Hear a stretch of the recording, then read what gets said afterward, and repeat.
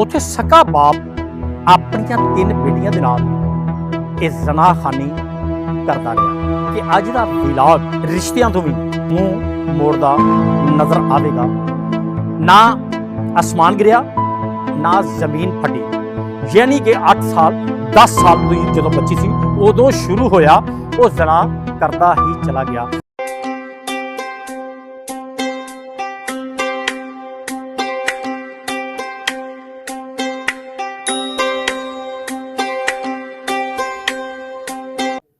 बिस्मिल्लाहिर्रहमानिर्रहीम।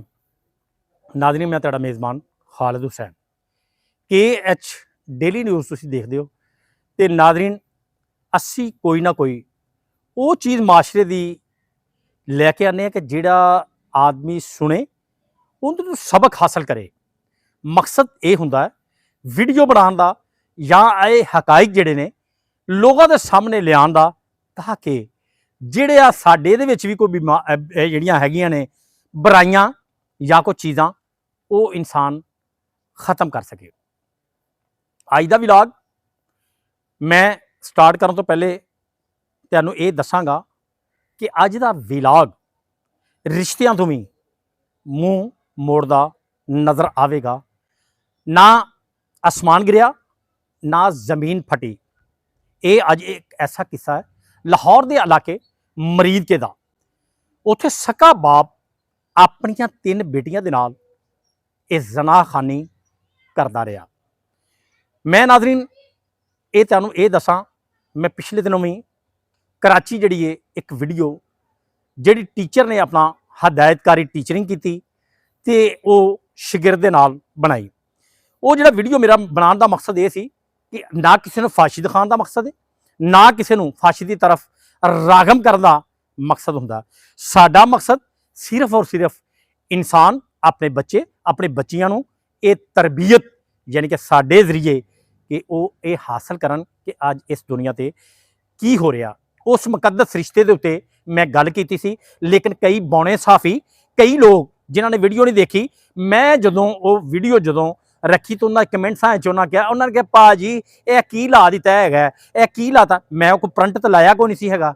शर्म आनी चाहिए उन्होंने लोगों को। वो मेरे अल्फाज सुनो, वो किन्ना वास्ते सी, उन्होंने बच्चियां वास्ते सी, उन्होंने बच्चियां वास्ते सी, उन्होंने वालदीन वास्ते सी कि ये मुकद्दस रिश्ता जिहड़ा असासा दा इनू तो बख्श दिओ, इनू तो माफ़ कर दिओ, ताकि शागिर्द और जिहड़ा उस्ताद दा रिश्ता या टीचर दा रिश्ता जिहड़ी वो हदायतकारी कर रही सी उहनूं मैं एक्सपोज करन दी कोशिश कीती, ताकि वो जिहड़ा है शागिर्दां ते उस्तादां दे विच कोआर्डीनेशन रवे। जिहड़ा एक बाप और बेटे या बेटी या माँ का रुतबा साड़ियाँ टीचर रखदियां, वो मेरा व्लॉग ये सी। लेकिन कुछ लोग ऐसे ने जिहड़े जाहलीत दे नाल फिर भी अज दे इस दौर दे विच सारा कुछ जिद्दत दौर आ गया और जदीद दौर आ गया, मोबाइल का जमाना आ गया, कंप्यूटर का जमाना आ गया।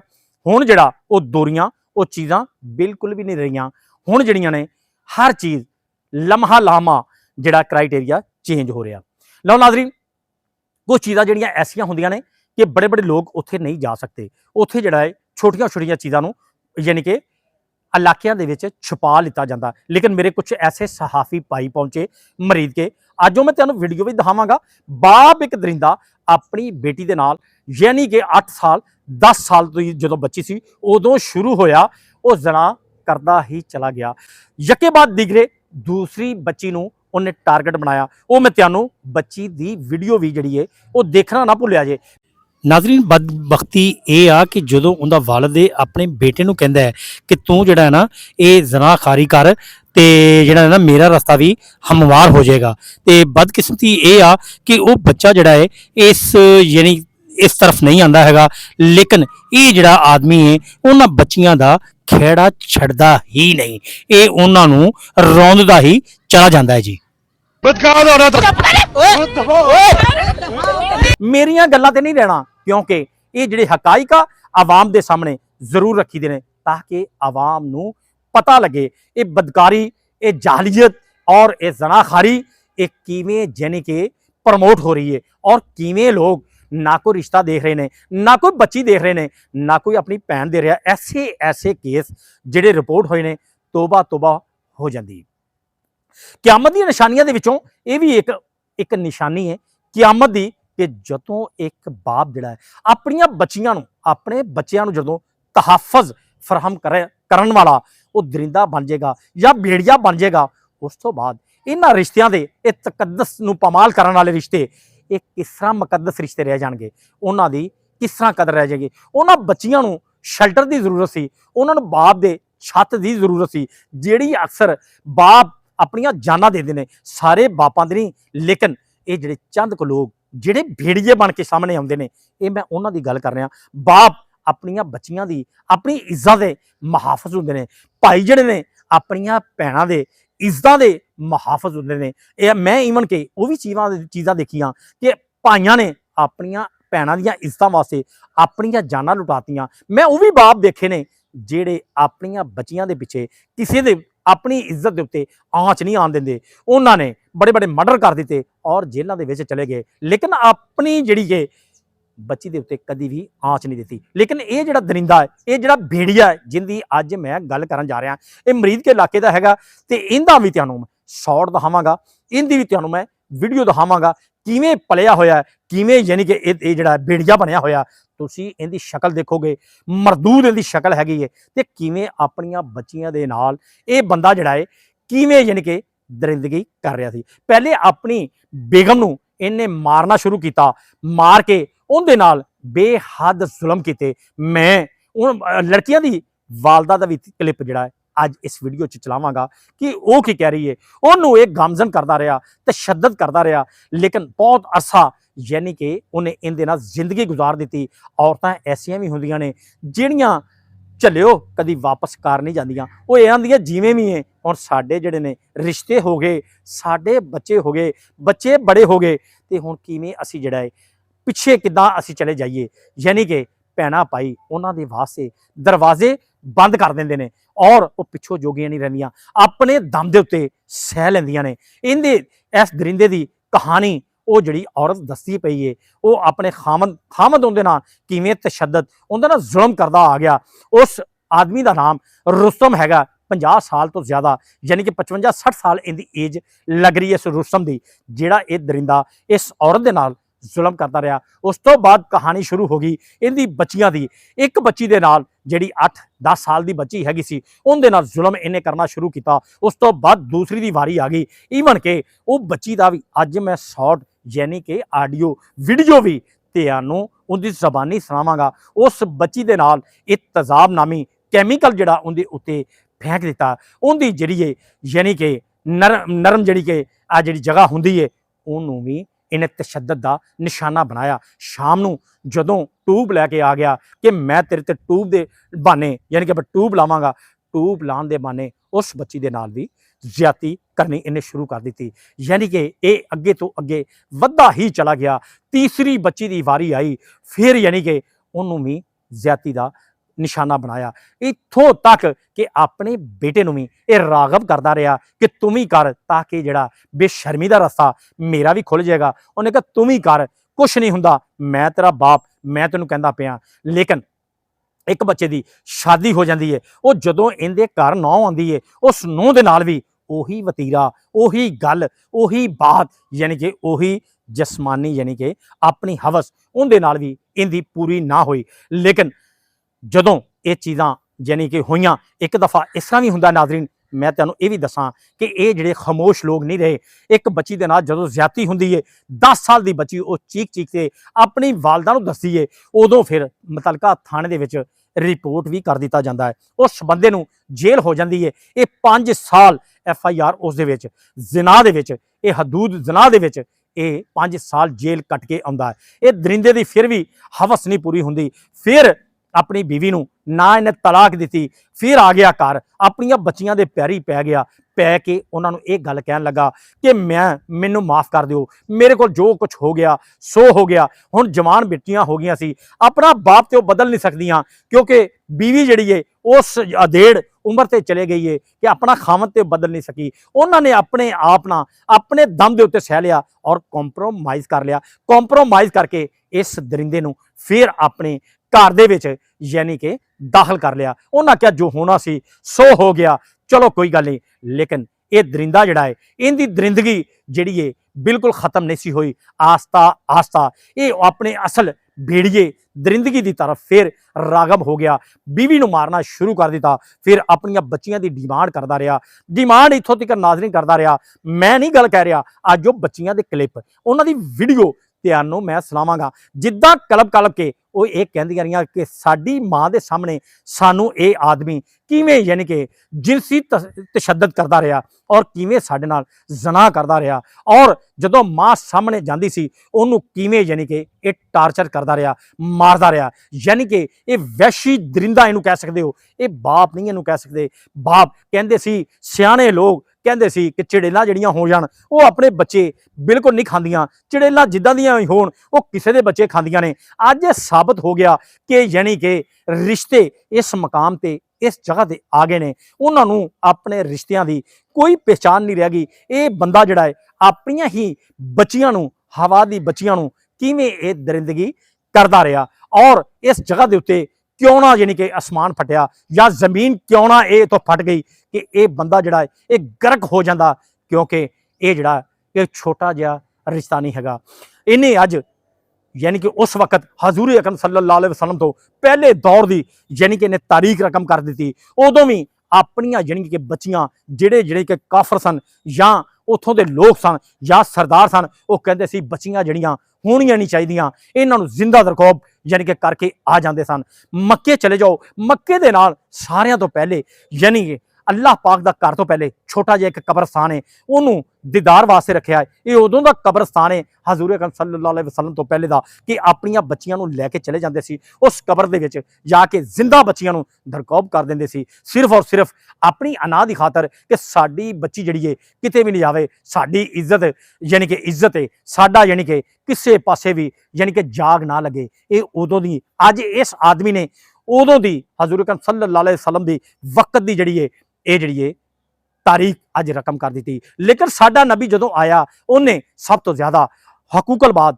यानी कि हकूक एक औरत नूं दिते, हकूक ऐसे दिते कि मां नूं एक ऐसा यानी कि ममता का रिश्ता दे दिता कि हर आदमी की जिहड़ी है जन्नत मां के कदमां दे विच रख दी। मां जैसी भी होवे वो एक यानी कि उनके पैरों थले जन्नत का यानी कि ये जिहड़ा है बहुत बड़ा फल जिहड़ा है उनके कदमां के थले रख दिता। अगर तू अपनी मां की तायत नहीं करेगा तो जहन्नम की तरफ चल जाएगा। ये मैं नहीं कह रहा, कुरान पाक दे विच पढ़ लो, और उस तो बाद जिथे भी हदीस वेख लवो मां के कदमां थले जन्नत हैगी। दूसरा बाप जिहड़ा है अल्लाह पाक ने अपने यानी कि बाप अपने वालिद का बना दिता, क्योंकि सुबह नूं जांदा है वो शाम हो जाती है, अपना पसीना खून पसीना एक करके अपनी औलाद वास्ते हक हलाल दी रोजी कमा के आंदा है, ताकि मेरी औलाद पढ़ लिख के यानी कि प्रमाण चढ़े, और प्रमाण चढ़ के वो किते दीन की तरफ रागब करता है, औलाद नूं किते मदरसे पढ़ाता है,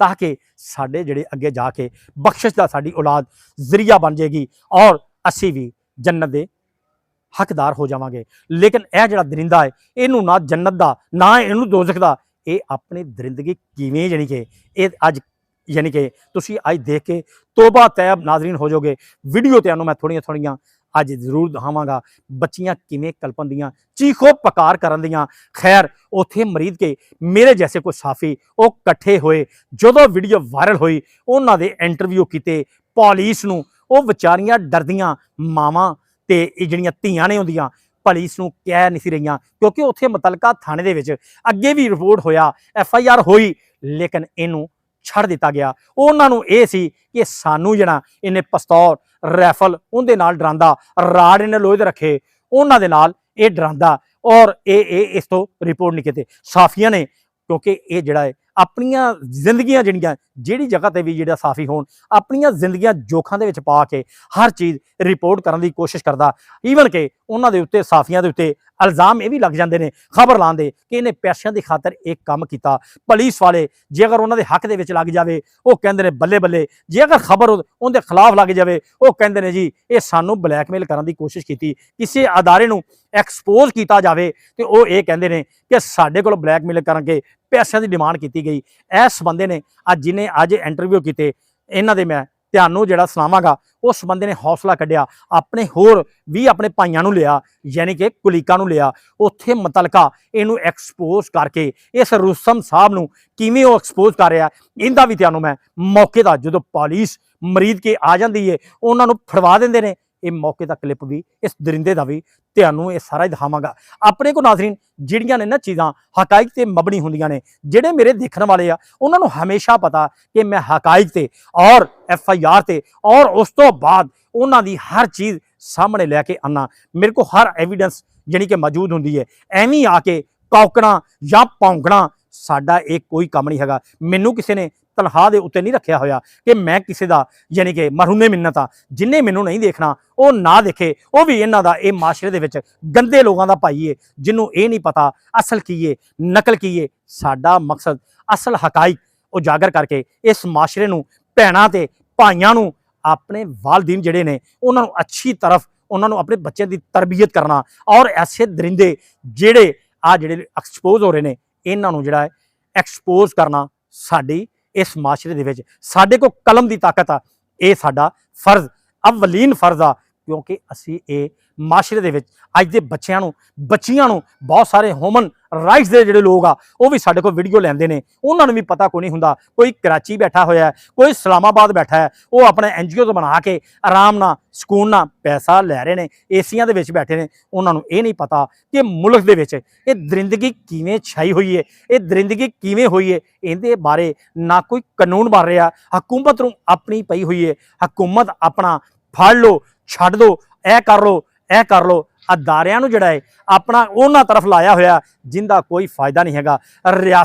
ਰਿਆਸਤ ਇੱਕ ਮਾਂ ਹੁੰਦੀ ਹੈ, ਮਾਂ ਜਿਹੜੀ ਹੈ ਉਹਦੀ ਜ਼ਿੰਮੇਵਾਰੀ ਹੈ ਆਪਣੇ ਸਾਰੇ ਮੁਲਕ ਦੇ ਵਿੱਚ ਸਭ ਦੇ ਨਾਲ ਇੱਕ ਜੈਸਾ ਸਲੂਕ ਕਰੇ। ਇਹ ਨਹੀਂ ਕਿ ਜਿੰਦੇ ਕੋਲ ਪੈਸਾ, ਮਾਂ ਉਹਦੀ, ਜਿਹੜਾ ਗਰੀਬ ਹੈ ਉਹਦੀ ਮਾਂ ਹੀ ਕੋਈ ਨਹੀਂ, ਗਰੀਬ ਨੂੰ ਜਿਹੜਾ ਤੁੰਨ ਦਿਓ, ਇਸ ਤਰ੍ਹਾਂ ਨਹੀਂ ਹੈਗਾ। ਹਰ ਬੰਦਾ ਇਸ ਪਾਕਿਸਤਾਨ ਦਾ ਵਾਸੀ ਹੈਗਾ, ਹਿਊਮਨ ਰਾਈਟਸ ਰੱਖਦਾ ਹੈਗਾ, ਉਹਨੂੰ ਹਕੂਕਲ ਬਾਦ ਮਸਾਵੀ ਮਿਲਣੇ ਚਾਹੀਦੇ ਨੇ ਤਾਂ ਕਿ ਉਹ ਆਪਣਾ ਇਸ ਮੁਲਕ ਦੇ ਵਿੱਚ, ਪਾਕਿਸਤਾਨ ਦੇ ਵਿੱਚ ਰਹਿਣ ਦਾ ਹੱਕ ਰੱਖਦਾ ਹੈ। ਲਓ ਨਾਜ਼ਰੀਨ, ਲਓ ਅੱਜ ਫਿਰ ਇਹ ਜਿਹੜੀ ਹੈ ਦਰਦਨਾਕ ਕਹਾਣੀ ਜਿੰਦਾ ਮੈਨੂੰ ਬਿਆਨ ਕਰਨ ਲੱਗਿਆ ਵੀ ਅਫਸੋਸ ਹੁੰਦਾ ਹੈ ਕਿ ਇਹ ਕੀ ਹੈ, ਇਹ ਕਿਉਂ ਹੋਇਆ ਔਰ ਕਿੱਦਾਂ ਹੋਇਆ। ਇਹ ਨਾਜ਼ਰੀਨ ਸਾਰੇ ਕਲਿੱਪ ਵੀਡੀਓ ਇਹ ਮੈਂ ਤੁਹਾਨੂੰ ਅੱਜ ਦਿਖਾਵਾਂਗਾ ਤੇ ਮੈਨੂੰ ਕਮੈਂਟਸਾਂ ਦੇ ਵਿੱਚ ਇਹ ਦੱਸਿਆ ਦੇ ਜ਼ਰੂਰ ਕਿ ਇਸ ਦਰਿੰਦੇ ਨੂੰ ਇਸ ਕਿਸੇ ਫਾਂਸੀ ਦੀ ਗਾੜ ਦੇ ਉੱਤੇ ਸ਼ਰੇਆਮ ਲਟਕਾ ਦੇਣਾ ਚਾਹੀਦਾ ਹੈ ਤਾਂ ਕਿ ਮੁੜ ਕੇ ਜਿਹੜਾ ਹੈ ਇਹੋ ਜਿਹਾ ਦਰਿੰਦਾ ਪੈਦਾ ਹੀ ਨਾ ਹੋਵੇ।